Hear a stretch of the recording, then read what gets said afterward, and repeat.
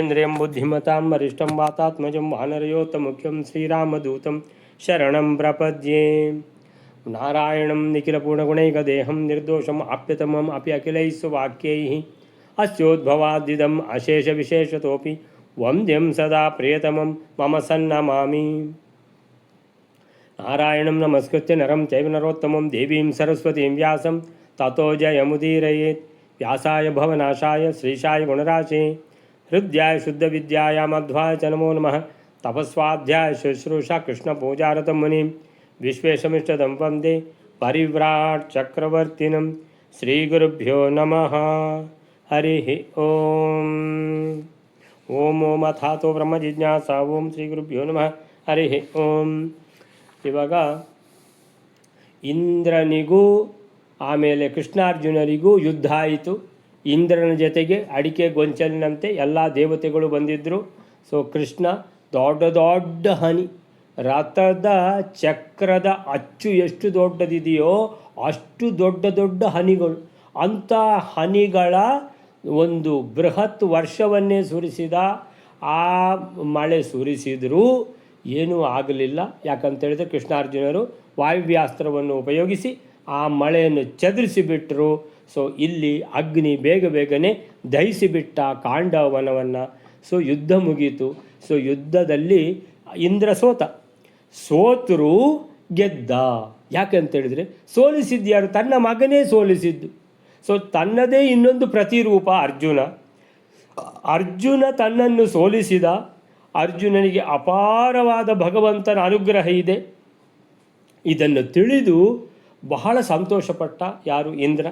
ಹೀಗೆ ಭಗವಂತನ ರಕ್ಷಣೆ ತನ್ನ ಮಗನಿಗೆ ಇದು ಯಾವುದು ದೊರೆತಿದೆಯೋ ಅಪೂರ್ವವಾದದ್ದಿದು. ಇಂತಹ ರಕ್ಷಣೆ ಲೋಕದಲ್ಲಿ ಹೀಗೆ ಸಿಗುವುದಿಲ್ಲ. ಇದು ಅಂತೇಳಿದರೆ ಇಂಥ ಅಪೂರ್ವವಾದ ಒಂದು ವಿಶೇಷವಾದ ರಕ್ಷಣೆ ಅನುಗ್ರಹ ತನ್ನ ಮಗನಿಗೆ ಭಗವಂತನಿಂದ ಆಗಿದೆ ಅಂತೇಳಿದರೆ ಮುಂದಕ್ಕೆ ಇನ್ನು ಮಹಾಭಾರತದಲ್ಲಿಯೂ ಕೂಡ ಹೀಗೆ ಇದು ಮುಂದುವರಿಯಲಿ. ಇದೇ ಥರದ ಸ್ನೇಹ ಭಗವಂತನ ಅನುಗ್ರಹ ಸದಾ ಇರಲಿ ಅಂತ ಹೇಳ್ಕೊಂಡು ಎಣಿಸ್ತಾ ಬಹಳ ಸಂತೋಷಪಟ್ಟ ಇಂದ್ರ ಅಂತ ಅಲ್ಲಿವರೆಗೆ ಆಗಿದೆ.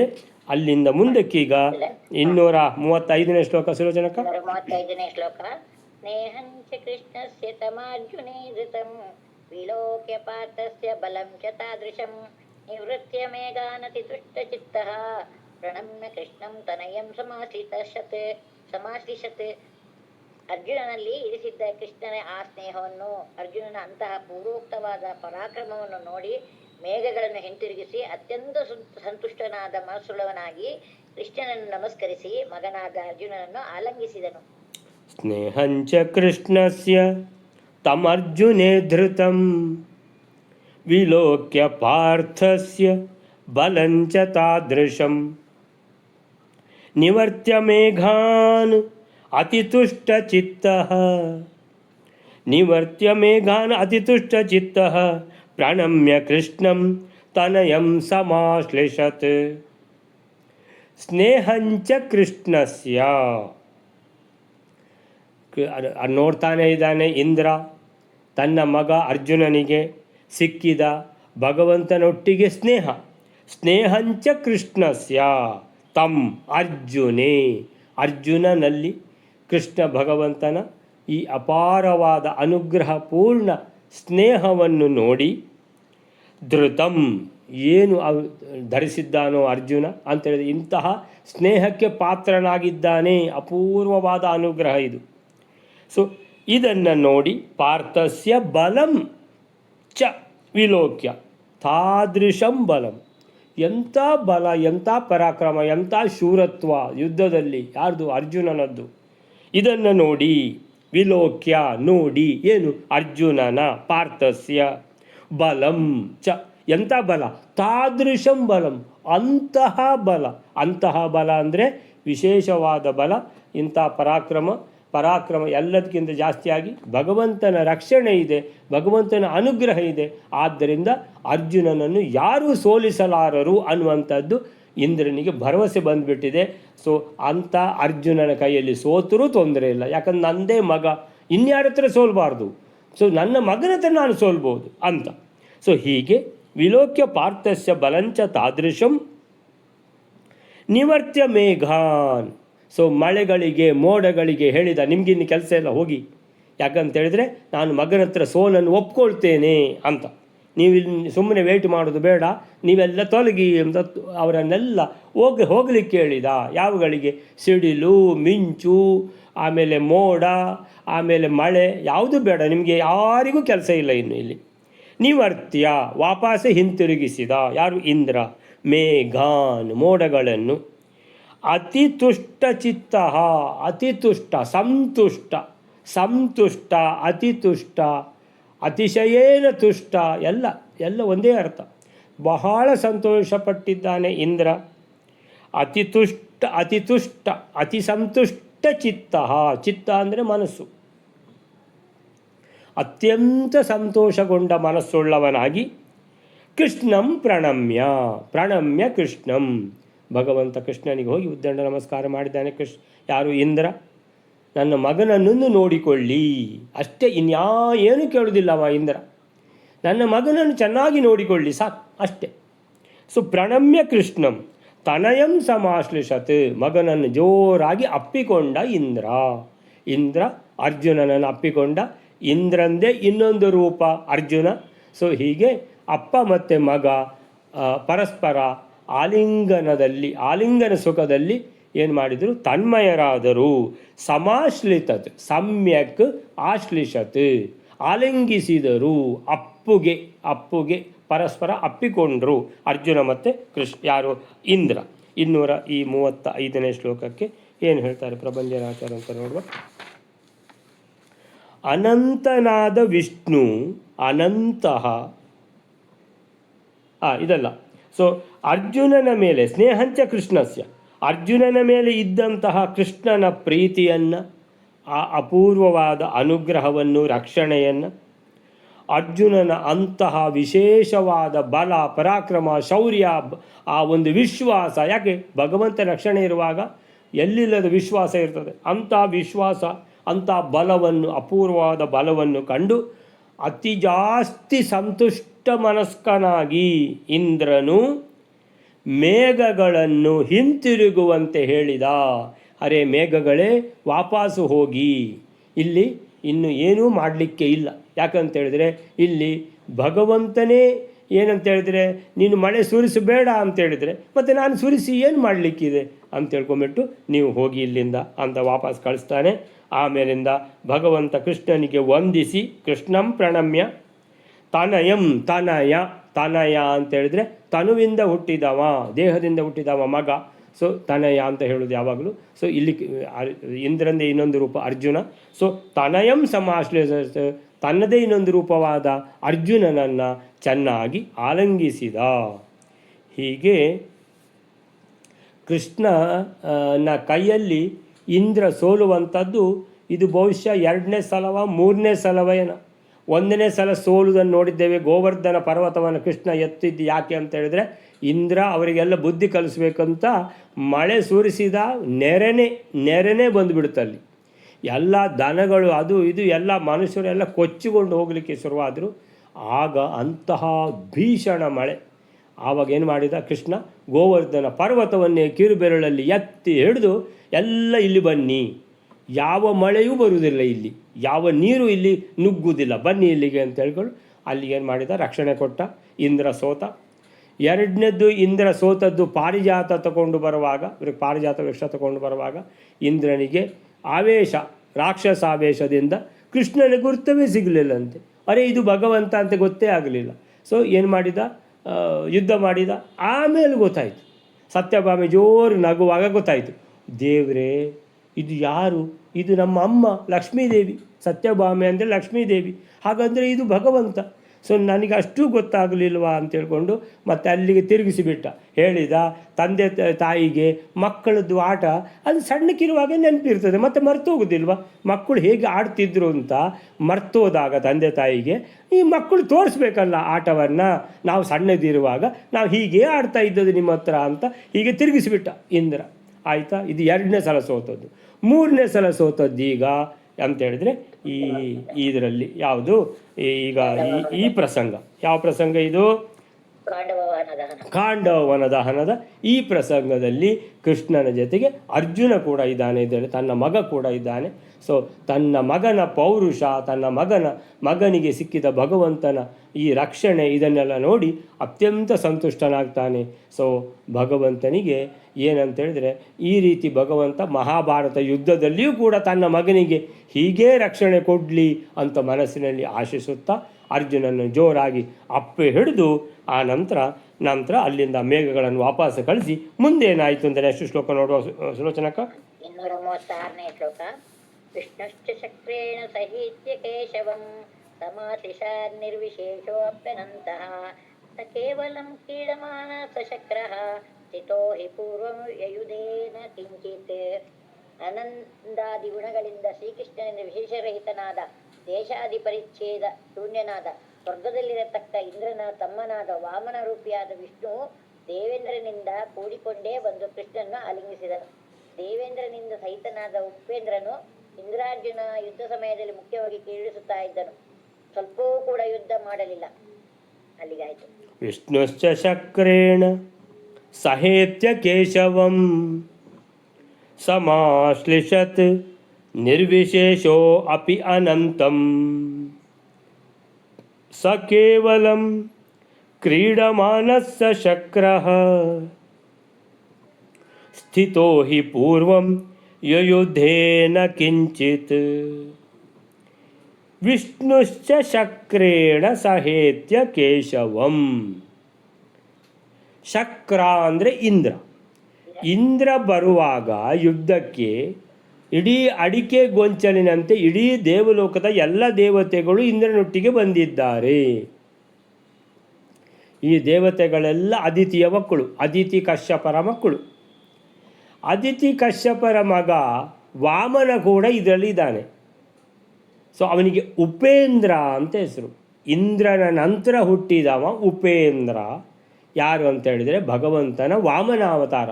ಬಲಿಚಕ್ರವರ್ತಿಯನ್ನು ವಟು ರೂಪದಲ್ಲಿ ಹೋಗಿ ಬಲಿಚಕ್ರವರ್ತಿಗೆ ಹತ್ರ 3 ಹೆಜ್ಜೆ ಇಡಲಿಕ್ಕೆ ಜಾಗ ನನಗೆ ಕೊಡು ಅಂತ ಬಲಿಚಕ್ರವರ್ತಿ ಹೇಳ್ತಾನೆ. ಅಯ್ಯೋ ವಟು ಬ್ರಹ್ಮಚಾರಿಯೇ, 3 ಪಾದ, ನಿಮ್ಮ ಪಾದ ಇಷ್ಟು ಸಣ್ಣದಿರುವುದು, 3 ಪಾದ ಅಂತೇಳಿದರೆ ಎಂಥದ್ದಿದು, ಇದು ಇಷ್ಟು ಚೂರು ಜಾಗ. ಬಲಿಚಕ್ರವರ್ತಿಗೆ ಹೀಗೆಲ್ಲ ಸಣ್ಣ ಬರೀ ಸಣ್ಣ ದಾನ ಕೊಟ್ಟು ಗೊತ್ತಿಲ್ಲ, ಸ್ವಲ್ಪ ಜಾಸ್ತಿ ಕೇಳಿ ಕೊಡ್ತೇನೆ ನಾನು ಅಂತೇಳಿದರೆ ನನಗೆ ಇಷ್ಟೇ ಸಾಕು. 3 ಪಾದ ಇರುವಷ್ಟು ಜಾಗ, 3 ಪಾದ ಇಡಲಿಕ್ಕೆ ಜಾಗ ಸಿಕ್ಕಿದರೆ ಸಾಕು. ಕೊಟ್ಟ ಬಲಿಚಕ್ರವರ್ತಿ, ದಾನ ಎರೆದು ಕೊಟ್ಟ. ದಾನ ಎರೆದು ಕೊಟ್ಟದ್ದು. ಸುರುವಿನ ಪಾದ ಇಟ್ಟ ವಾಮನ. ಈಗ ವಾಮನನನ್ನು ನೋಡ್ತಾನೆ ಬಲಿಚಕ್ರವರ್ತಿ. ವಾಮನ ಹೋಗಿ ವಾಮನನ ತಲೆ ಆಕಾಶಕ್ಕೆ ತಾಗಿದೆ. ಅರೆ, ನಾನು ನೋಡಿದ್ದು ವಟು ಯಾರು? ಅದು ವಾಮನ. ಎಲ್ಲಿ ಈಗ ವಾಮನ? ಅಲ್ಲ, ವಾಮನ ಈಗ ತ್ರಿವಿಕ್ರಮ ಆಗಿದ್ದಾನೆ. ತ್ರಿವಿಕ್ರಮ 1ನೇ ಹೆಜ್ಜೆ ಇಟ್ಟ, ಇಡೀ ಭೂಮಂಡಲವನ್ನೇ ಅಳೆದು ಬಿಟ್ಟ. ಅರೇ, ಇದು ಯಾವ ಅವತಾರ? ವಾಮನಾವತಾರ. ಈ ವಾಮನಾವತಾರ ಅದಿತಿ ಕಶ್ಯಪರ ಮಗನಾಗಿ ಹುಟ್ಟಿದ್ದು ಭಗವಂತ. ಸೊ ಅದಕ್ಕೆ ಇಂದ್ರನ ನಂತರ ಹುಟ್ಟಿದ್ದಲ್ವಾ. ಈ ಎಲ್ಲ ದೇವತೆಗಳೆಲ್ಲ ಅದಿತಿ ಕಶ್ಯಪರ ಮಕ್ಕಳು ಅಂತ ಹೇಳಿದರೆ ಇಂದ್ರ ಕೂಡ ಅದಿತಿಯ ಮಗನೇ ಅಲ್ವಾ. ಎಲ್ಲ ದೇವತೆಗಳು ಅದಿತಿಯ ಮಕ್ಕಳೇ. ಸೊ ಇಂದ್ರನ ನಂತರ ಹುಟ್ಟಿದವ ಉಪೇಂದ್ರ ಅಂತ ಹೆಸರು ಅವನಿಗೆ. ಯಾರಿಗೆ? ವಾಮನನಿಗೆ. ಈ ದೇವತೆಗಳ ಜೊತೆಗೆ ಈ ಉಪೇಂದ್ರ ಕೂಡ ಬಂದಿದ್ದಾನೆ. ವಿಷ್ಣುಶ್ಚ, ವಿಷ್ಣು. ಅರೆ, ಉಪೇಂದ್ರ ಅಂತ ಹೇಳಿದರೆ ಇನ್ಯಾರಲ್ಲ, ವಾಮನಾವತಾರಿ ವಿಷ್ಣುವೇ. ವಿಷ್ಣುಶ್ಚ ಶಕ್ರೇಣ ಸಹೇತ್ಯ, ಶಕ್ರೇಣ ಸಹ ಇಂದ್ರನ ಜೊತೆಗೆ ಅವನು ಬಂದಿದ್ದಾನೆ. ಏತ್ಯ ಕೇಶವಂ, ಸೀದಾ ಕೃಷ್ಣನ ಹತ್ರ ಬಂದ ನಮಸ್ಕಾರ ಮಾಡಿದ. ಅಥವಾ ಸಮಾಶ್ಲಿಷತ್ ಅಂದರೆ ವಾಮನಾವತಾರ ಕೃಷ್ಣಾವತಾರ, 2 ಭಗವಂತನದ್ದೇ ಅವತಾರಗಳು. ಸೊ ವಾಮನ ಬಂದು ಕೃಷ್ಣನ ಹತ್ತಿರ ಬಂದು ಕೃಷ್ಣನನ್ನು ಆಲಂಗಿಸಿಕೊಂಡ. ಅದರ ಮೊದಲು ಅದನ್ನು ಹೇಳ್ತಾರೆ ಈಗ. ಅಲ್ಲ, ಕೃಷ್ಣನನ್ನು ವಾಮನ ಆಲಂಗಿಸಿಕೊಂಡ ಅಂತ ಹೇಳಿದರೆ ಕೃಷ್ಣ ಬೇರೆ ಮತ್ತು ವಾಮನ ಬೇರೆಯೋ? ಇಲ್ಲ, ಕೃಷ್ಣನೇ ವಾಮನ, ವಾಮನನೇ ಕೃಷ್ಣ. ಇಲ್ಲಿ ಅರ್ಜುನ ಮತ್ತು ಇಂದ್ರ ಅಂತಾದರೆ ಸ್ವಲ್ಪ ಬೇರೆ ಇದೆ. ಅರ್ಜುನನೇ ಇಂದ್ರನೇ ಅರ್ಜುನನಾಗಿ ಹುಟ್ಟಿದ್ದು. ಆದರೆ ಆ ಅರ್ಜುನನಲ್ಲಿ ಆದಿಶೇಷನ ಆವೇಶ ಇದೆ, ಆದ್ದರಿಂದ ಅವನನ್ನು ನರ ಅಂತ ಕರೀತಾರೆ. ಅವನಲ್ಲಿ ವಾಯುದೇವರ ಆವೇಶ ಇದೆ, ಆದ್ದರಿಂದ ಮಹಾವೀರ ಅಂತ ಅವನು ಯಾರು ಅರ್ಜುನ. ಆಮೇಲಿಂದ ಅವನಲ್ಲಿ ಈ ಅರ್ಜುನಲ್ಲಿ ಕೃಷ್ಣನ ಸನ್ನಿಧಾನ ಇದೆ. ಆಮೇಲೆ ಹೀಗೆ ಆಮೇಲೆ ಹುಟ್ಟಿದ್ದಲ್ಲಿ ಮನುಷ್ಯ ಲೋಕದಲ್ಲಿ ಹುಟ್ಟಿ ಮನುಷ್ಯನಾಗಿರುವಾಗ ಮನುಷ್ಯರಾಗಿ ಇರಬೇಕು. ಸೊ ಮನುಷ್ಯರು ತಯಾರು ಮಾಡಿದ ಅನ್ನ ಸಾರು ತಿಂದ ಮೇಲೆ ಸ್ವಲ್ಪ ಬುದ್ಧಿ ಕೂಡ ಮನುಷ್ಯರ ಥರನೇ ಬರ್ತದೆ. ಹೀಗೆ ಇಂದ್ರ ಮತ್ತು ಅರ್ಜುನ, ಇಂದ್ರನೇ ಅರ್ಜುನನಾಗಿ ಹುಟ್ಟಿದರೂ ಇಂದ್ರ ಮತ್ತು ಅರ್ಜುನರಲ್ಲಿ ಅಂತರ ಇದೆ. ಆದರೆ ವಾಮನ ಮತ್ತು ಶ್ರೀಕೃಷ್ಣರ ಮಧ್ಯದಲ್ಲಿ ಅಂತರವೇ ಇಲ್ಲ. ಭಗವಂತನ ಅವತಾರಗಳಲ್ಲಿ ಯಾವುದೇ ಅಂತರ ಇಲ್ಲ. ಅದಕ್ಕೆ ಹೆಸರು ನಿರ್ವಿಶೇಷ. ಸಮಾಶ್ಲಿಷತ್ ನಿರ್ವಿಶೇಷ. ನಿರ್ವಿಶೇಷ ಅಂತೇಳಿದರೆ ಇವರ ಮಧ್ಯದಲ್ಲಿ ಯಾವ ವಿಶೇಷವೂ ಇಲ್ಲ. ವಾಮನನೇ ಶ್ರೀಕೃಷ್ಣ, ಶ್ರೀಕೃಷ್ಣನೇ ವಾಮನ, ವಾಮನನೇ ರಾಮ, ರಾಮನೇ ಕೃಷ್ಣ, ಕೃಷ್ಣನೇ ಪರಶುರಾಮ, ಪರಶುರಾಮನೇ ನರಸಿಂಹ. ಎಲ್ಲ ಎಷ್ಟು ಅವತಾರ ತಗೊಂಡ್ರೂ ಭಗವಂತ ಒಂದು ಅವತಾರ ಇನ್ನೊಂದು ಅವತಾರದಲ್ಲಿ ಏನು ವಿಶೇಷ ಇಲ್ಲ. ಅಂದರೆ ವಿಶೇಷ ಇಲ್ಲ ಅಂದರೆ ಸಂಸ್ಕೃತದ ಅದೊಂದು ಬಹಳ ಒಂದು ಉತ್ತಮವಾದ ಉಪಯೋಗ ಅದು ಆ ಪದದ್ದು. ವಿಶೇಷ ಇಲ್ಲ ಅಂತೇಳಿದರೆ ಕನ್ನಡದ ಹಾಗೆ ಅಲ್ಲ, ಅದು ವಿಶೇಷ ಇಲ್ಲ ಅಂತೇಳಿದರೆ ವ್ಯತ್ಯಾಸ ಇಲ್ಲ. ಭಗವಂತನ ರೂಪಗಳಲ್ಲಿ ವ್ಯತ್ಯಾಸ ಇಲ್ಲ. ಭಗವಂತಂದೇ ರೂಪ, ಅದು ಭಗವಂತ, ಇದು ಭಗವಂತ.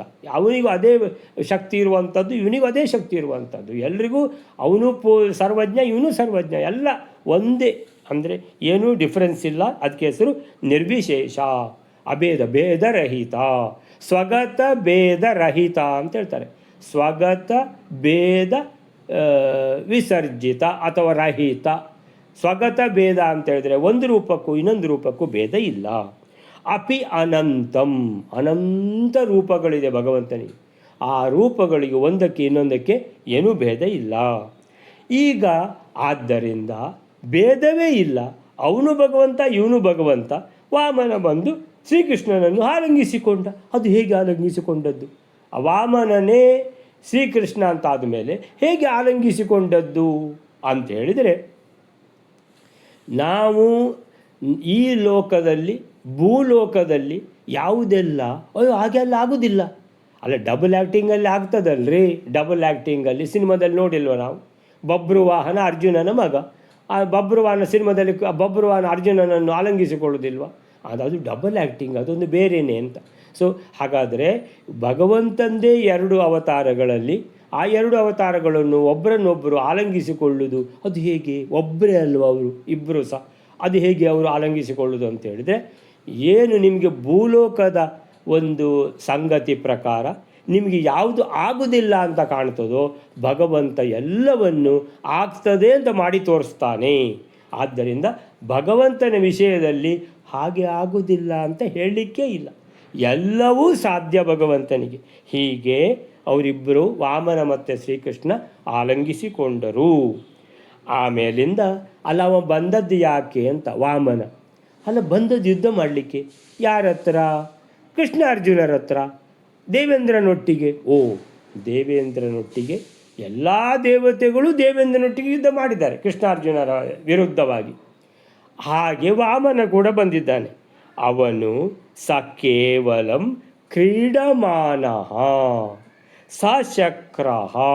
ಸಶಕ್ರ ಅಂದರೆ ಇಂದ್ರನೊಟ್ಟಿಗೆ ಬಂದದ್ದು ಮಾತ್ರ ಅಂತ.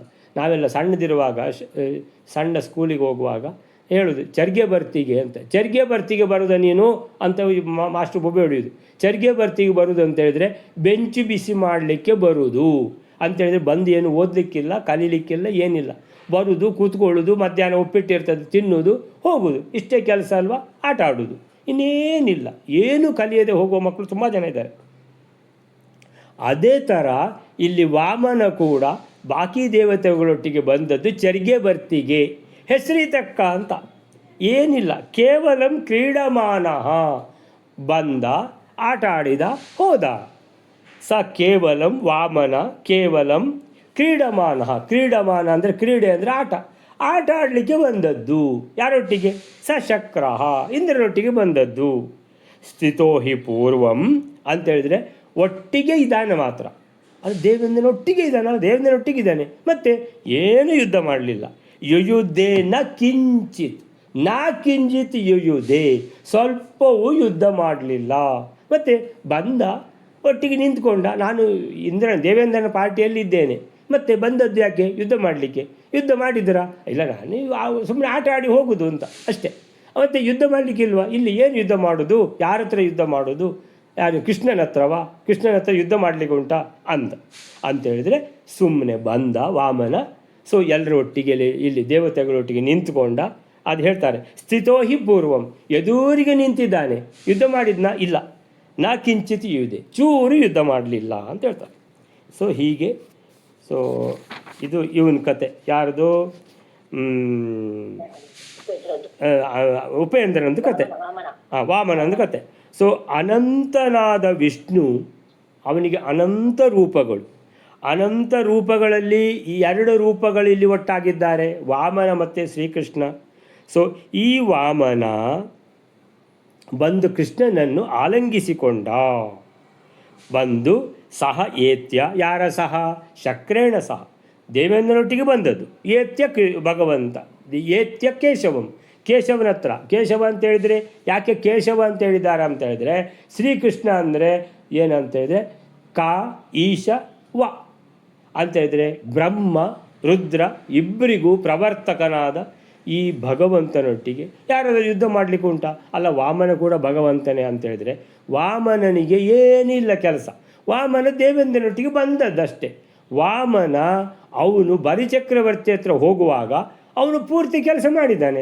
ಇಲ್ಲಿ ಸುಮ್ಮನೆ ಬಂದಿದ್ದಾನೆ ಆಟ ಆಡಲಿಕ್ಕೆ ಬಂದು. ಯಾಕಂತ ಹೇಳಿದರೆ ಇಲ್ಲಿ ಇದ್ದಾನಲ್ವ ಶ್ರೀಕೃಷ್ಣ, ಎಲ್ಲ ಅವನೇ ನೋಡ್ಕೊಳ್ತಾನೆ, ನಾನೇನು ಮಾಡಲಿಕ್ಕಿದೆ? ಯಾರು ಇಲ್ಲದಿದ್ದು ನಾನು ಹೋಗ್ತೇನೆ. ಯಾಕೆ? ನಾನು ಕೆಲಸ ಮಾಡಬೇಕಲ್ವ, ಭಗವಂತ ಅಲ್ವಾ.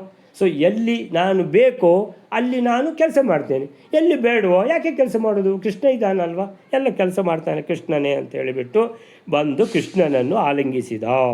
ಹೀಗೆ ಕೇವಲ ಕೃಷ್ಣನ ಲೀಲೆ ನೋಡಲಿಕ್ಕೆ ಬಂದಿದ್ದಾನೆ ವಾಮನ ಅಂತ ತಿಳ್ಕೊಂಡ್ರೂ ಚಿಂತೆ ಇಲ್ಲ. ಯಾಕೆ? ಲೀಲೆ ಒಬ್ಬ ತೋರಿಸ್ತಾ ಇದ್ದಾನೆ ಭಗವಂತ ಒಂದು ರೂಪದಲ್ಲಿ, ಇನ್ನೊಂದು ರೂಪ ನೋಡಿಕೊಂಡು ಕೂತ್ಕೊಳ್ಳೋದು ಅಂತ ಹಾಗೆ. ಸೊ ಹೀಗೆ ಇಂದ್ರನ ಜೊತೆಯಾಗಿ ನಿಂತಿದ್ದನಷ್ಟೇ. ಕೇವಲಂ ಏನು? ಸ್ಥಿತೋ ಹಿ ಪೂರ್ವಂ, ಅವನೊಟ್ಟಿಗೆ ನಿಂತಿದ್ದಾನೆ, ಎದುರಿಗೆ ನಿಂತಿದ್ದಾನೆ. ಮತ್ತು ಮಾಡಿದ್ದೇನು? ಕ್ರೀಡಮಾನಃ, ಸುಮ್ಮನೆ ಆಟ ಆಡಿದಾಗೆ, ಅಂದರೆ ಯುದ್ಧ ಮಾಡಿದಾಗೆ ಮಾಡಿದ. ಅಂದರೆ ಯುದ್ಧ ಇದು ಎಂಥದ್ರಿ, ಒಂದು ಬಿಲ್ಲು ತೆಗೆದು ಒಂದು ಬಾಣ ಬಿಡೋದು ಬೇಡವಾ? ಬಿಲ್ಲು ತೆಗೆದಿದ್ದಾನೆ, ಅದಕ್ಕೆ ಹೆದೆ ಏರಿಸಿದ್ದಾನೆ, ಬಾಣನೂ ಬಿಟ್ಟಿದ್ದಾನೆ. ಅಂದರೆ ಆ ಬಾಣ ತಾಗಬೇಕಂತ ಬಿಟ್ಟಿದ್ದ, ಸುಮ್ಮನೆ ಬಿಟ್ಟದ್ದ ಗೊತ್ತಿಲ್ಲ. ಒಟ್ಟಾರೆ ಒಂದು ಯುದ್ಧ ಅಂತ ಹೇಳಿದರೆ ಆಟ ಆಡಲಿಕ್ಕೆ ಬಂದದ್ದು ಅಂತ. ಸೊ ಹೀಗೆ ನಾ ಕಿಂಚಿತ್ ಯುಧೆ, ಸ್ವಲ್ಪವೂ ಯುದ್ಧ ಮಾಡಲಿಲ್ಲ. ಹಾಗಾದರೆ ಇಂದ್ರನೊಟ್ಟಿಗೆ ಬಂದ ಈ ವಾಮನ ರೂಪಕ್ಕೆ ಉಪೇಂದ್ರ ರೂಪ ಅಂತ ಹೆಸರು. ಇಂದ್ರನೊಟ್ಟಿಗೆ ಉಪೇಂದ್ರ ಕೂಡ ಬಂದಿದ್ದಾನೆ. ಸುಮ್ಮನೆ ಚರ್ಗೆ ಬರ್ತಿಗೆ ಏನೂ ಮಾಡದೆ ವಾಪಸ್ಸಾದ. ಇವನನ್ನು ಕೃಷ್ಣನನ್ನು ಆಲಂಗಿಸಿ ವಾಪಸ್ ಹೊರಟ. ನೆಕ್ಸ್ಟ್ ಶ್ಲೋಕ ಸುಲೋಚನಕ. 237ನೇ ಶ್ಲೋಕ. ಬ್ರಹ್ಮಾಚ ಶರ್ವಶ್ಚ ಸಮೇತ್ಯ ಕೃಷ್ಣಂ ಪ್ರಣಮ್ಯ ಪಾರ್ಥಸ್ಯ ಚ ಕೃಷ್ಣ ನಾಮ ಸಂಚಕ್ರತುಶ್ಚಾಪಿ ಶಿಕ್ಷಾ ಪ್ರಕರ್ಷಾತ್ ಚಕ್ರುಶ್ಚ ಸರ್ವೇ ಸ್ವಅಸ್ತ್ರದಾನೇ ಪ್ರತಿಜ್ಞಾಂ. ಬ್ರಹ್ಮನೂ ರುದ್ರರು ಕೂಡ ಬಂದು ಕೃಷ್ಣನನ್ನು ನಮಸ್ಕರಿಸಿ ಅರ್ಜುನನಿಗೆ ಅಸ್ತ್ರಶಸ್ತ್ರಗಳ ಅಭ್ಯಾಸಾತಿಶಯದಿಂದ ಕೃಷ್ಣ ಎಂಬ ನಾಮಧೇಯವನ್ನು ಮಾಡಿದರು. ಮತ್ತು ಬ್ರಹ್ಮಾದಿಗಳೆಲ್ಲರೂ ತಮ್ಮ ತಮ್ಮ ಅಸ್ತ್ರಗಳನ್ನು ಅರ್ಜುನನಿಗೆ ಕೊಡುವ ವಿಷಯದಲ್ಲಿ ಪ್ರತಿಜ್ಞೆಯನ್ನು ಮಾಡಿದರು. ಬ್ರಹ್ಮಾಚ ಶರ್ವಶ್ಚ ಸಮೇತ್ಯ ಕೃಷ್ಣಂ ಪ್ರಣಮ್ಯ ಪಾರ್ಥಸ್ಯ ಚ ಕೃಷ್ಣ ನಾಮ ಸಂಚಕ್ರತುಶ್ಚಾಪಿ ಶಿಕ್ಷಾ ಪ್ರಕರ್ಷಾತ್ ಚಕ್ರುಶ್ಚ ಸರ್ವೇ ಸ್ವಾಸ್ತ್ರದಾನೇ ಪ್ರತಿಜ್ಞಾಂ. ಬ್ರಹ್ಮ ಚ ಶರ್ವಶ್ಚ, ದೇವತೆಗಳಲ್ಲಿ ವಾಮನ ಸುಮ್ಮನೆ ಬಂದ, ಇಂದ್ರನೊಟ್ಟಿಗೆ ನಿಂತುಕೊಂಡ, ಯುದ್ಧ ಮಾಡಿದಾಗೆ ಮಾಡಿದ, ಆಟ ಆಡಿದ, ಕೃಷ್ಣನನ್ನು ಆಲಿಂಗನ ಮಾಡಿಕೊಂಡ, ಹೊರಟ ಅಂತ. ಅದು ವಾಮನನ ಕತೆ ಹೇಳಿದರು. ಇನ್ನು ಹೀಗೆ ವಾಮನನಾಗಿ ಸುಮಾರು ಜನ ಇದ್ದಾರೆ. ಯಾರು? ರುದ್ರದೇವರಿದ್ದಾರೆ, ಬ್ರಹ್ಮದೇವರಿದ್ದಾರೆ, ಎಲ್ಲ ಬಂದರು. ಏನಾದರೂ ಮಾಡಿದಾರ? ಇಲ್ಲ. ದೇವೇಂದ್ರ ಕರ್ದ, ಎಲ್ಲ ಬಂದಿದ್ದಾರೆ. ಏನು ಮಾಡಿದರು? ಏನೆಲ್ಲ ಯುದ್ಧ ಮಾಡಿದಾಗ ಮಾಡಿದರು, ಆಟ ಆಡಿದರು, ಹೊರಟರು. ಈಗ ಬ್ರಹ್ಮ ಶರ್ವ ಅಂದರೆ ರುದ್ರದೇವರು ಸಮೇತ್ಯ ಕೃಷ್ಣಂ ಎಲ್ಲ ಕೃಷ್ಣ ಭಗವಂತನ ಹತ್ರ ಹೋದರು. ಪ್ರಣಮ್ಯ ನಮಸ್ಕಾರ ಮಾಡಿದರು. ಅಲ್ಲಿ ಭಗವಂತ ಇರುವಾಗ ಬೇರೆ ಎಂಥ ಯುದ್ಧವ ಇನ್ನೊಂದ ಅಂತೇಳಿ. ಸೊ ಭಗವಂತನ ಇಚ್ಛೆ ಏನಿದೆ? ಅಲ್ಲಿ ಅಗ್ನಿ ಕಾಂಡವನವನ್ನು ತಿನ್ನಬೇಕಂತಿದೆ ಅಲ್ವಾ? ಸರಿ, ಮತ್ತು ಇನ್ನು ಯಾರಾದರೂ ಏನಾದರೂ ಹೇಳಲಿಕ್ಕುಂಟ ಮಾಡಲಿಕ್ಕುಂಟ? ಏನಿಲ್ಲ. ಸೊ ಸಮೇತ್ಯ ಕೃಷ್ಣಂ ಎಲ್ಲ ಕೃಷ್ಣನ ಹತ್ರ ಹೋದರು. ಪ್ರಣಮ್ಯ ಉದ್ದಂಡ ನಮಸ್ಕಾರ ಮಾಡಿದರು. ಆಮೇಲಿಂದ ಸೊ ಬಂದದ್ದಕ್ಕೆ ಅರ್ಜುನನ ಆ ಶೌರ್ಯ ಪರಾಕ್ರಮ ನೋಡಿಬಿಟ್ಟು ಏನು ಮಾಡಿದರು? ಅವನ ಶಿಕ್ಷಾ ಪ್ರಕಾಶಾತ್, ಆ ಶಿಕ್ಷಾ ಅಂತೇಳಿದರೆ ಅವನು ಕಲಿತ ಶಿಕ್ಷಣ, ದ್ರೋಣಾಚಾರ್ಯ ಕಲಿಸಿದ್ದು, ಆಮೇಲೆ ದಿವ್ಯಾಸ್ತ್ರಗಳನ್ನು ತಪಸ್ಸು ಮಾಡಿ ಎಲ್ಲ ಎಲ್ಲಿ ಹೋದಲ್ಲಿಂದ ಎಲ್ಲ ಕಡೆಯಿಂದ ದಿವ್ಯಾಸ್ತ್ರಗಳನ್ನು ಪಡ್ಕೊಂಡು ಬಂದಿದ್ದಾನೆ. ಅವನ ಅಭ್ಯಾಸ ಬಲ ಎಷ್ಟು ಅಂತೇಳಿದರೆ ದ್ರೋಣಾಚಾರ್ಯರೇ ಕೇಳಿದ್ದಾರೆ, ಅರ್ಜುನ ನಿನಗೆ ಏನು ಕಾಣಿಸ್ತಾ ಇದೆ ಅಂತ ಕೇಳಿದರೆ ದ್ರೋಣಾಚಾರ್ಯ ಎಣಿಸ್ಕೊಂಡಿದ್ದಾರೆ. ಈಗ ಅರ್ಜುನ ಹೇಳ್ತಾನೆ, ನನಗೆ ಆ ಹಕ್ಕಿ ಕಾಣಿಸ್ತಾ ಇದೆ, ನಾನೀಗ ಗುರಿ ಇಟ್ಟಿದ್ದೇನೆ ಹಕ್ಕಿಗೆ ಅಂತ. ಆದರೆ ಅರ್ಜುನ ಹೇಳಿದ್ದೇ ಬೇರೆ. ಅರ್ಜುನ ಹೇಳ್ತಾನೆ, ಗುರುಗಳೇ ನನಗೆ ಆ ಹಕ್ಕಿದ್ದು ಕಣ್ಣು ಮಾತ್ರ ಕಾಣ್ತಾ ಇದೆ ಅಂತ. ಅಂದರೆ ಕಣ್ಣಿಗೆ ಗುರಿ ಇಟ್ಟಿದ್ದಾನೆ, ಅಂದರೆ ಹಕ್ಕಿಗೆ ಗುರಿ ಇಟ್ಟಿದ್ದಾನೆ ಅಂತ ಗುರುಗಳು ತಿಳ್ಕೊಂಡ್ರೆ ಇವನು ಹಕ್ಕಿಯ ಆ ಇಷ್ಟು ಸಣ್ಣ ಕಣ್ಣು ಅದಕ್ಕೆ ಗುರಿ ಇಟ್ಟಿದ್ದಾನೆ. ಇಂಥ ಶಿಕ್ಷಾ ಪ್ರಕಾಶಾತ್ ಅಂತೇಳಿದರೆ ಇಂತಹ ಅತ್ಯುತ್ತಮ ಶಿಕ್ಷಣ, ಅತ್ಯುತ್ತಮ ಧನುರ್ಧರ ಅಂತೇಳಿದರೆ ಅಷ್ಟು ಅಭ್ಯಾಸ ಮಾಡಿ ಮಾಡಿ ನಿಪುಣನಾಗಿದ್ದಾನೆ, ಕುಶಲನಾಗಿದ್ದಾನೆ, ಶ್ರೇಷ್ಠ ಧನುರ್ಧಾರಿಯಾಗಿದ್ದಾನೆ. ಭಗವಂತನ ರಕ್ಷಣೆ ಇರುವ ಕಾರಣ ಅತ್ಯಂತ ವಿಶ್ವಾಸಪೂರ್ಣನಾಗಿದ್ದಾನೆ ಅಂತೇಳಿದರೆ ಯಾವುದೇ ಒಂದು ಹೆದರಿಕೆ ಅದು ಇದು ಏನಿಲ್ಲ. ಸೊ ಇದನ್ನೆಲ್ಲ ನೋಡಿದ್ದಾರೆ ಯಾರು? ವಾಮನನು ನೋಡಿದ್ದಾನೆ, ಬ್ರಹ್ಮದೇವರು ನೋಡಿದ್ದಾರೆ, ರುದ್ರದೇವರು ನೋಡಿದ್ದಾರೆ. ಇವರೆಲ್ಲ ದೇವತೆಗಳು ಒಟ್ಟಾಗಿ ಹೇಳ್ತಾರೆ, ಪಾರ್ಥಸ್ಯ ಚ ಕೃಷ್ಣ ನಾಮ ಸಂಚಕ್ರತುಶ್ಚಾಪಿ. ಇನ್ನೊಂದು ಕೆಲಸ ಕೂಡ ಮಾಡಿದರು. ಚ ಮತ್ತು ಅಪಿ ಇನ್ನೊಂದು ಕೆಲಸ ಕೂಡ ಮಾಡಿದರು. ಏನದು? ಸಂಚಕ್ರತು, ಚೆನ್ನಾಗಿ ಒಂದು ಕೆಲಸ ಮಾಡಿದರು. ಏನದು? ಚಕ್ರತು ಅಂದರೆ ಮಾಡಿದರು ಅಂತ, ಸಂಚಕ್ರತು ಅಂದರೆ ಸಮ್ಯಕ್ ಚಕ್ರತು, ಚೆನ್ನಾಗಿ ಮಾಡಿದರು. ಏನು ಮಾಡಿದರು? ಪಾರ್ಥಸ್ಯ ಚ ಕೃಷ್ಣನಾಮ. ಈಗ ಭಗವಂತನಿಗೆ ಮಾತ್ರ ಕೃಷ್ಣ ಅಂತ ಹೆಸರಿದೆ. ಕೃಷ್ಣ, ಶ್ರೀಕೃಷ್ಣ, ಭಗವಂತ ಶ್ರೀಕೃಷ್ಣ. ಸೊ ಅರ್ಜುನನಿಗೆ ಏನು? ಅರ್ಜುನನನ್ನು ಕೂಡ ನಾವು ಕೃಷ್ಣ ಅಂತಲೇ ಕರೆಯುವ ಅಂತ. ಪಾರ್ಥಸ್ಯ ಚ ಕೃಷ್ಣ ನಾಮ. ಸೊ ಪಾರ್ಥನಿಗೆ ಪೃಥುವಿನ ಮಗನಾದ್ದರಿಂದ ಪಾರ್ಥ ಅಂತ ಹೆಸರಿದೆ. ಆಮೇಲಿಂದ ಪಾಂಡವ ಅಂತಿದೆ, ಯಾಕಂದರೆ ಪಾಂಡವಿನ ಮಗ ಪಾಂಡವ ಅಂತಿದೆ. ಇನ್ನು ಸ್ವಲ್ಪ ಹಿಂದೆ ಬಂದಿದೆ ಒಂದು ಇದು ಯಾವುದು, ಪುರಂದರಾತ್ಮಜ, ಅದೇನು ಹೆಸರಲ್ಲ, ಪುರಂದರನ ಮಗ ಅಂತ. ಅದಕ್ಕಿಂತ ಮೊದಲು ಒಂದು ಹೆಸರು ಬಂದಿದೆ. ಯಾವ ಹೆಸರು ಅದು? ಇಲ್ಲಿ ಒಂದು ಹೆಸರಿತ್ತು, ಫಲ್ಗುಣ. ಫಲ್ಗುಣ ಅಂದರೆ ಫಾಲ್ಗುಣ ಮಾಸಕ್ಕೆ ಸಂಬಂಧಪಟ್ಟದ್ದು ಅದು. ಸೊ ಫಲ್ಗುಣ ಅಂತ ಹೆಸರಿದೆ ಅರ್ಜುನನಿಗೆ. ಸೊ ಹೀಗೆ ಅರ್ಜುನನಿಗೆ ಭಾಳಷ್ಟು ಹೆಸರುಗಳಿವೆ. ಇಷ್ಟು ಹೆಸರು ಸಾಲದು ಅಂತ ಅರ್ಜುನನಿಗೆ ಇವರೆಲ್ಲ ಕೃಷ್ಣ ಅಂತ ಹೆಸರಿಟ್ಬಿಡುವ ಅಂತೇಳಿದರೆ ಅಷ್ಟು ಉತ್ತಮ ಗುಣಗಳನ್ನು ಹೊಂದಿರುವಂಥವನು, ಭಗವಂತನ ಪೂರ್ಣ ಅನುಗ್ರಹ ಪಡೆದಿರುವವನು, ಅತ್ಯಂತ ಶೂರ, ಅತ್ಯಂತ ಏನು ದೋಷಗಳೇ ಇಲ್ಲದವನು ಅಂತ ಯಾರಿಗೆ? ಅರ್ಜುನನಿಗೆ ಕೃಷ್ಣ ಅಂತ ಹೆಸರಿಟ್ಬಿಟ್ರು. ಅಂದರೆ ಭಗವಂತನಿಗೆ ಶ್ರೀಕೃಷ್ಣ ಅಂತಾರೆ, ಇವನಿಗೆ ಕೃಷ್ಣ ಅಂತ ಹೆಸರಿಟ್ಟರು. ಇಟ್ಟು ಚಕ್ರುಶ್ಚ ಸರ್ವೇ ಸ್ವಾಸ್ತ್ರದಾನೇ ಪ್ರತಿಜ್ಞಾಂ ಅಂತೇಳಿದರೆ ಇನ್ನು ಮುಂದಕ್ಕೆ ಮಹಾಭಾರತ ನಡೀಲಿಕ್ಕಿದೆ. ಈ ಮಹಾಭಾರತದಲ್ಲಿ ಭೀಮಸೇನನ ಜತೆಗೆ ಅತಿ ಮುಖ್ಯವಾದ ಪಾತ್ರದಲ್ಲಿ ಇರುವವನು ಅರ್ಜುನ. ಆದ್ದರಿಂದ ಅರ್ಜುನನಿಗೆ ಈಗ ಎಲ್ಲ ಅಸ್ತ್ರಶಸ್ತ್ರಗಳೆಲ್ಲ ಬೇಕೀಗ. ಎಷ್ಟು ಅಸ್ತ್ರಗಳು ಶಸ್ತ್ರಗಳಿದ್ದರೂ ಸಾಲದು ಮಹಾಭಾರತ ಆ ಯುದ್ಧಕ್ಕೆ. ಅದಕ್ಕೋಸ್ಕರ ಸರ್ವೇ ಅಂದರೆ ಎಲ್ಲ ದೇವತೆಗಳು ಏನು ಪ್ರತಿಜ್ಞಾಂ ಚಕ್ರುಹು. ಪ್ರತಿಜ್ಞಾಂ ಅಂದರೆ ಲಾಸ್ಟ್ ವರ್ಡ್, ಚಕ್ರು ಅನ್ನುವಂಥದ್ದು 4ನೇ ಲೈನ್ನಲ್ಲಿ ಸುರುವಿನ ವರ್ಡ್. ಸೊ ಲಾಸ್ಟ್ ವರ್ಡಿಂದ ಸುರುವಿನ ವರ್ಡಿಗೆ ಕನೆಕ್ಷನ್. ಪ್ರತಿಜ್ಞಾಂ ಚಕ್ರುಹು, ಪ್ರತಿಜ್ಞೆ ಮಾಡಿದರು. ಏನಂತ? ಸ್ವ ಅಸ್ತ್ರದಾನಿ. ಪ್ರತಿಯೊಬ್ಬರ ಹತ್ರ ಒಂದೊಂದು ಅಸ್ತ್ರ ಇದೆ. ಅಗ್ನಿ ಹತ್ರ ಆಗ್ನೇಯಾಸ್ತ್ರ, ವರುಣನ ಹತ್ರ ವರುಣಾಸ್ತ್ರ, ವಾಯು ಹತ್ರ ವಾಯುವ್ಯಾಸ್ತ್ರ, ಹೀಗೆ ಪ್ರತಿಯೊಬ್ಬರ ಹತ್ರ ಒಂದೊಂದು ಶಸ್ತ್ರ ಅಸ್ತ್ರ ಎಲ್ಲ ಪ್ರಸಿದ್ಧಿ ಇದೆ. ಆದ್ದರಿಂದ ಪ್ರತಿಯೊಬ್ಬ ದೇವತೆಗಳು ಕೂಡ ನನ್ನ ಈ ಅಸ್ತ್ರವನ್ನು, ಅದರ ಒಂದು ಪ್ರತಿರೂಪವನ್ನು ಅರ್ಜುನನಿಗೆ ಕೊಡ್ತೇನೆ, ನಾನು ನಂದನ್ನು ಕೊಡ್ತೇನೆ, ನಾನು ನನ್ನ ಅಸ್ತ್ರವನ್ನು ಕೊಡ್ತೇನೆ ಅಂತ ಪ್ರತಿಯೊಬ್ಬರೂ ಕೂಡ. ಯಾಕಂದರೆ ಮುಂದೆ ನಡೆಯುವಂಥದ್ದು ಮಹಾಭಾರತ. ಈ ಮಹಾಭಾರತದಲ್ಲಿ ಅರ್ಜುನನ ಕೈಗಳನ್ನು ನಾವು ಬಲಪಡಿಸಬೇಕು. ಅರ್ಜುನನ ಶೌರ್ಯವನ್ನು ಮೆಚ್ಚಿ ಅರ್ಜುನನಿಗೆ ಕೃಷ್ಣ ಅಂತ ಹೆಸರು ಬೇರೆ ಇಟ್ಟು ಎಲ್ಲ ದೇವತೆಗಳು ಕೂಡ ತಮ್ಮ ತಮ್ಮ ವಿಶೇಷ ಅಸ್ತ್ರ ಆಯುಧವನ್ನು ಅರ್ಜುನನಿಗೆ ಕೊಡುವುದಾಗಿ ಪ್ರತಿಜ್ಞೆ ಮಾಡಿದರು. ಸ್ವ ಅಸ್ತ್ರ, ತನ್ನಲ್ಲಿರುವ ಅಸ್ತ್ರವನ್ನು ದಾನೆ, ಅಂದರೆ ಕೊಡುವುದು, ದಾನೆ ಅಂದರೆ ಕೊಡುವುದಕ್ಕೆ ಅಥವಾ ಕೊಡುವುದರಲ್ಲಿ. ಸೊ ಪ್ರತಿಜ್ಞಾಂ ಚಕ್ರುಹು, ನಾವು ಕೊಡ್ತೀವಿ ಅಂತ ಪ್ರತಿಜ್ಞೆ ಮಾಡಿದರು. ಅಂದರೆ ಅರ್ಜುನ ಎಲ್ಲರ ಸೆಂಟರ್ ಆಫ್ ಅಟ್ರಾಕ್ಷನ್ ಆಗಿಬಿಟ್ಟಿದ್ದಾನೆ, ಎಲ್ಲರ ಕಣ್ಣು ಅರ್ಜುನನ ಮೇಲೆ ಅಂತ. ಸೊ ಇಲ್ಲಿ ಹೇಳ್ತಾರೆ ಏನಂತ ಹೇಳಿದ್ರೆ ಪ್ರಭಂಜನಾಚಾರ್ಯರು, ಬ್ರಹ್ಮ ಮತ್ತು ರುದ್ರದೇವರು ಕೃಷ್ಣನ ಬಳಿಗೆ ಬಂದು ನಮಸ್ಕಾರ ಮಾಡಿದರು. ಅರ್ಜುನನಿಗೆ ಅವನ ಶಸ್ತ್ರಾಭ್ಯಾಸದ ವಿಶೇಷ ನೈಪುಣ್ಯದ ಕಾರಣದಿಂದಾಗಿ ಕೃಷ್ಣ ಎಂಬ ಹೆಸರನ್ನಿರಿಸಿದರು. ಆಮೇಲೆ ಎಲ್ಲ ದೇವತೆಗಳು ತಮ್ಮ ತಮ್ಮ ಅಸ್ತ್ರಗಳನ್ನು ಅರ್ಜುನನಿಗೆ ನೀಡುವುದಾಗಿ ವಚನವಿತ್ತರು. ಹಾಗೆ ಸರ್ವೋತ್ತಮ ಯಾರು? ಭಗವಂತ ಶ್ರೀಕೃಷ್ಣ. ಸೊ ಭಗವಂತನಿಗೆ ಸರ್ವೋತ್ತಮ ಆದ್ದರಿಂದ ಆ ಹೆಸರಿದೆ.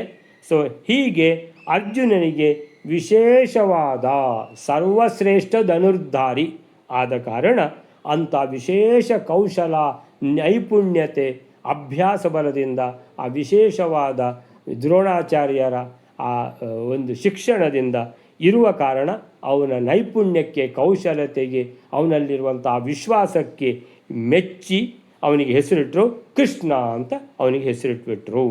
ಆಮೇಲಿಂದ ಎಲ್ಲ ದೇವತೆಗಳು ಕೂಡ ತಮ್ಮ ತಮ್ಮ ಅಸ್ತ್ರವನ್ನು, ಒಂದು ಪ್ರತಿರೂಪವನ್ನು, ಅಸ್ತ್ರದ ಪ್ರತಿರೂಪ ಅಸ್ತ್ರವನ್ನು ಅರ್ಜುನನಿಗೆ ಕೊಡುವುದಾಗಿ ಪ್ರತಿಜ್ಞೆ ಮಾಡಿದರು ಅಂತ ಹೇಳುವಲ್ಲಿಗೆ ಇವತ್ತು ನಿಲ್ಲಿಸ್ಕೊಳ್ಳೋಣ. ಈಗ ಇಲ್ಲಿವರೆಗೆ ಯಾರಿಗೆ ಸಂತೋಷ ಆಯಿತು, ಯಾರನ್ನು ಆಲಿಂಗಿಸಿಕೊಂಡ್ರು ಅಂತ ಭಗವಂತ ಮತ್ತು ದೇವತೆಗಳು.